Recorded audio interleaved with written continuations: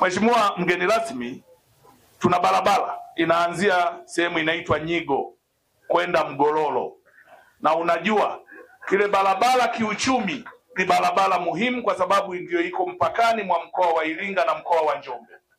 Barabara ile umuhimu wake ni kwamba kule kwenye kiwanda cha karatasi cha Mgololo ndiko kunakozalishwa mbao nyingi sana, lakini kule kuna mvua nyingi sana, inanyesha muda mwingi, na barabara ile inapita kwenye kata ya Mloa, inapita kata ya Mahongole pamoja na Kitandililo kwenda kwenye kata za jimbo la Mufindi Kusini, wilaya ya Mufindi, mkoa wa Iringa, upande wa Mgololo. Barabara hii ni muhimu sana kwenye uchumi. Mimi ni mkuu wa mkoa wa Songwe, hapa napiga debe barabara za Songwe zijengwe, lakini jamani, na kwetu nisipigie debe? Na kwetu nisipigie debe?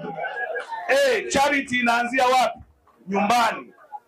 Mheshimiwa naibu waziri na mgeni rasmi, ukitamka ukamsukuma huyu jamaa mkurugenzi mkuu wa TANROADS akafikiria muda mfupi ujao akaweka kabajeti pale, na mimi nitakuwa nikifika nyumbani na teleza. Mwisho nikukaribishe tena, niwapongeze kwa kazi kubwa mnayofanya. Mwenyezi Mungu atawalipa, endeleeni kuwafanyia mema kwa Tanzania. Asante sana. Sasa niko tayari kukukaribisha.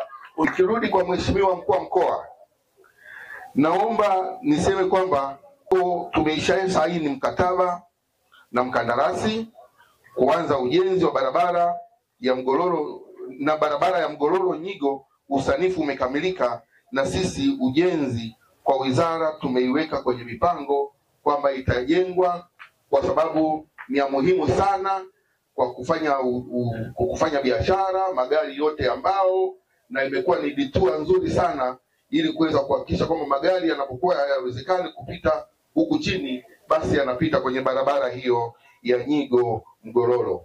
Baada ya kusema hayo, kwa niaba ya naibu waziri na mgeni rasmi, naomba kuwasilisha